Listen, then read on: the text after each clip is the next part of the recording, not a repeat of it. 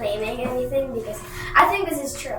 Because you can go back and see that it's the narrator talking because it's not any of the characters, so it's actually happening. He's sitting in his bed crying because he just wanted to say hi to Astrid, but it came out as a play. Yeah, because it's the narrator saying that. And Julie, I also think it's true because it's really hard for you to like be sorry if that's what you meant to do. Depends. I don't understand that the older brother didn't like stop it. Because the older brother was embarrassed. Because why would you stop? Also, he was embarrassed. Yeah, but also he's responsible for that little brother. Yeah. I think if you read that line, Grunwald never called me Astrid. But it's a comma, so Grunwald never called me Astrid. Not once. You just stopped being my father. If you read it like that, with the commas and the periods, it's just so sad. It hits you, like, yeah. Ouch. Can I please take your pencil? Yeah, I know. And also, how'd she know it was a man's whistle? because it's aggressive. Yeah. Well, in here it said like.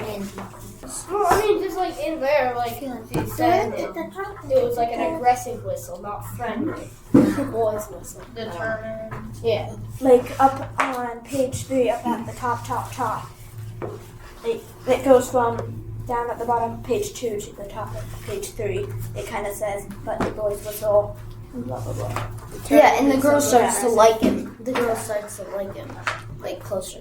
And, like, maybe because she'd been around birds a lot, like, she could, like, tell it from different... Yeah, but like, she's seen the white heron, and she does not want the white heron to die. So Yeah, it's like... How do you know that? Well, she's says- like kind of in the middle because I forget exactly what it Yeah. is, but she's like at one point I'm pretty sure she said the book said she was like thinking of what she could buy with the $10. Yeah. Like she didn't know what to do, like tell him where the heron was and get $10, or to like keep the heron safe.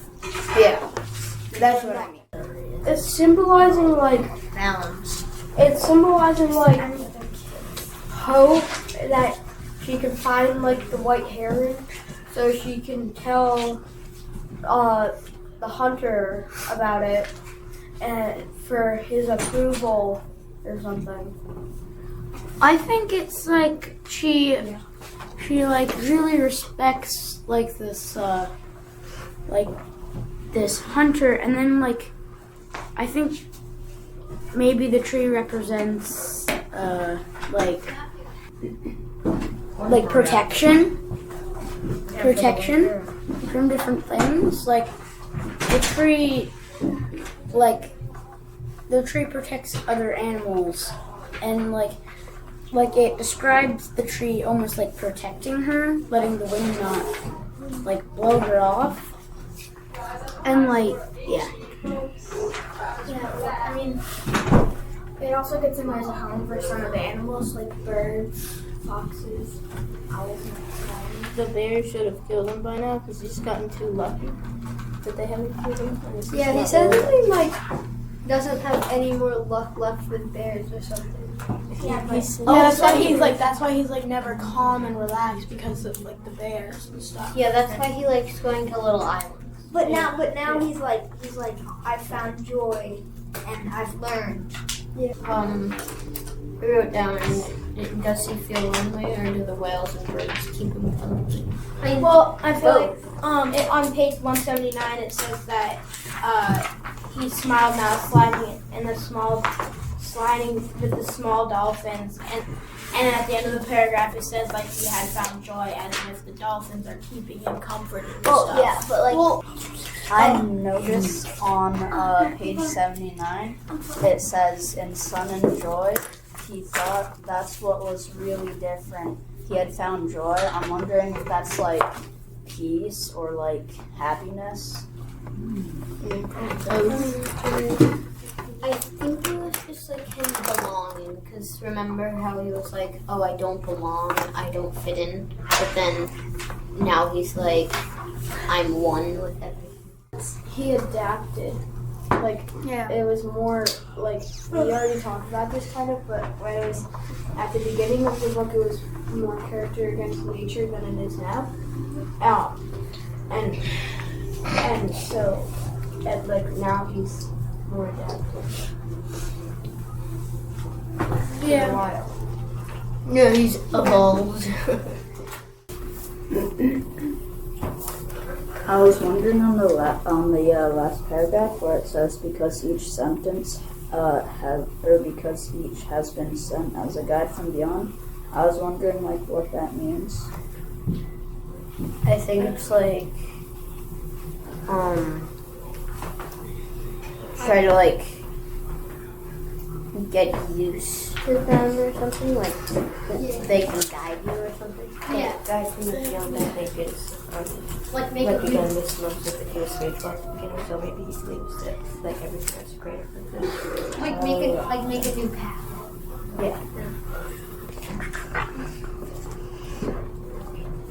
Well, when it says like welcome and entertain them all, even if they're a crowd of sorrows, it's like I feel like I mean I kind of said this already, but like even though they're like sorrow, just like try to make them happy. Yeah, different emotions cause different feelings. Like, if like you think of your emotions as guests, you don't like your person. You don't like shut your guests out. Yeah, you let them come. I don't. And get used to it. Like for some people, it might be like a lesson to show that you should let your emotions out, or whatever. Yeah. Like, awake pretty much means alive. Because, like, I don't know. What if I'm not Wait, so when I'm sleeping, I'm dead? it's a metaphor for being alive. Like it makes more sense to me. Like I'm still alive. Like my eyes and When he says, when sometimes snow knocks a hole in the wall of night, I fill the hole with my body, I think he means like. It's a metaphor. I know, but I think he means like he tries to. I don't know. Like he the tries wall to of night. fix problems by himself. instead of I finding somebody wrote else. for that same thing when you had gotta snow knocks a you gotta hole fix in the the wall of hole. night. I fill it up with my body. I said like he's like reacting to a bad dream. And I feel like the author kind of chose that is because, like, I wouldn't say that girls are more aware of what's going on around them, but, like, I feel like that's kind of like if there was a whole bunch of boys that were playing football and their mascot was racist, I feel like the boys would be like kind of like They'd be less likely likely to to fight for it. yeah. Like I wonder if Like, there's. I don't want to ruin my pride. Well, I don't ruin pride. I don't want to ruin my pride.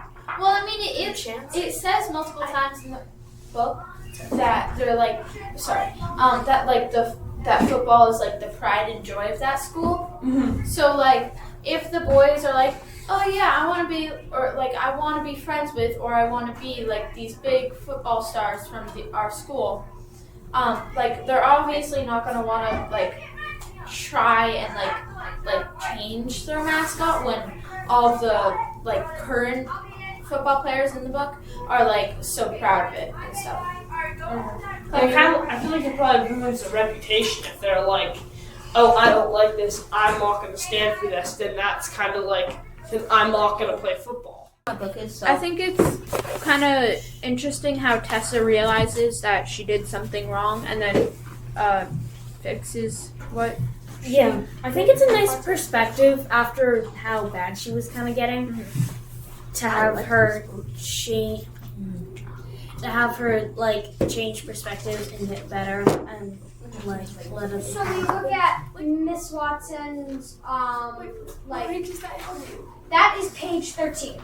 Miss Watson's N-word gym, like her slave. And he says, "Yo, father don't know yet. What's he a gonna do?" Like he talks very strange, and I'm wondering no other character so far talks like this. And Huckleberry kind of has he kind of talks a little bit strange and stuff, but nothing like this. So I'm wondering if it's a speech impediment or just has trouble with English. Oh, that's It's the same thing. just an accent. Or maybe he just has trouble with English because maybe he was one of the, I'm gonna say OG slave, original slaves that came from Africa. So maybe it's their second But wasn't language. that illegalized in the 1700s? Oh yeah, it was. That is true. Yeah, it could be, or it could be an accent. I just feel like he's a present character in the book, so I'm wondering. It's nice. I also thought it was kind of funny in that section too, where Huck is asking Buck why they Yeah, are yeah. and He's everyone has no idea. Yeah, he's why do they have war? And Buck goes, Pop probably knows, probably. Maybe some of the old people know too. I don't know, man. Yeah, they just keep continuing it even though they don't know what it's. Yeah, and Huck says something interesting. I'll find it in a sec. And I think it was last chapter, but I think it's showing how Huck is a little more street smart.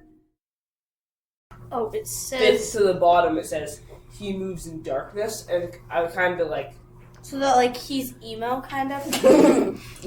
That's kind of what I was thinking.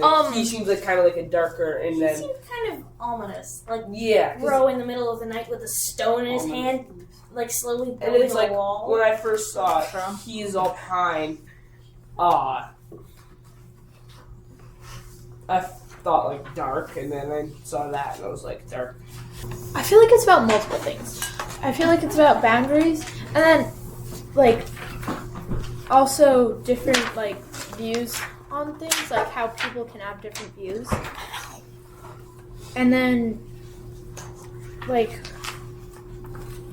don't know actually, but something I thought was interesting. Where'd it go? Was in the last sentence, it says, "He will not go behind his father's saying, and he likes having thought of it so well." He says again, "Good fences make good neighbors," and I thought that was interesting that he kind of thought of his father like that. Story. The point of poetry, it's to me, it's it leaves it out and then you have to it's fill in the confusing. blanks. It's meant. You have This to is find the something- meaning. It just doesn't. It doesn't just pop out. Yeah. This is something they want you to read it and then sit down and just think about it. Yeah, or as you said, Miss Emma, the Robert Frost ones. I feel I've read a couple of his before, but I feel it's just his poems have more deep meaning, I guess. It's harder to figure it out. Yeah. But I think that's a very literal meaning. My land is an apple orchard, and his land is covered in pines. Oh, really? I disagree. I think that it is. I agree with Alex in some way that I think that what he's saying is we are different. We are opposites. He is the pine tree and I am the apple. Yeah, and I will never join him or Well, I think that the pine tree is saying he's the apple tree. Because in the end, he says. well, no, in the No, end, he says that he'll never eat his apple tree. Will never go eat the cones on his pine trees. my apple trees will never get across. He's honestly and eat the cones on one under his side. pines. It comes to a little more. Where it is, we do not need the wall. He is all pine, and I am apple orchard. My apple trees will never get across and eat the cones under his pines. But that also mean he'll never become that I think it might be both, an analogy and not. It's just having and that it's society. showing how some people do stuff not even knowing why, but they do it anyway. Just because other people have beat that into them, not necessarily beat, but do this. It's kind of programmed into their Yeah. brain. Yeah. one of the things I found most interesting about this is its use of. It has a lot of different metaphors. I think one that caught my eye the most is "I'm the blue horse that runs in the plain," mostly because of it's a blue horse. It's really I'm wondering. Does that connect with some? Is it a metaphor? Is it symbolic? Yeah. It could be. If there could be like some sort of like horse god or something. I don't know. I feel like the meaning of the whole like first paragraph is like he is like kind of like he is what he came from, kind of like he is what he is what he loves, knowing. and Yeah. he is like everything that he loves and is part of him. Like, all this stuff is like something he loves and it's part of him. So these are like the things that make up his personality. What about when it says, "I am the farthest star"? Wait, where's that? Line 8. I think that's like his way of saying I'm from the farthest star to the like I'm everywhere you can see. Yeah. Including the farthest thing you can see, which would be the farthest star. Which is? He's like listing things that like from like bright things and dark things and close things and far things, or like things you can feel and things you can like you can't, like you said, the cold of dawn. That's like not a physical thing, but that's like he's like It's a feeling. yeah.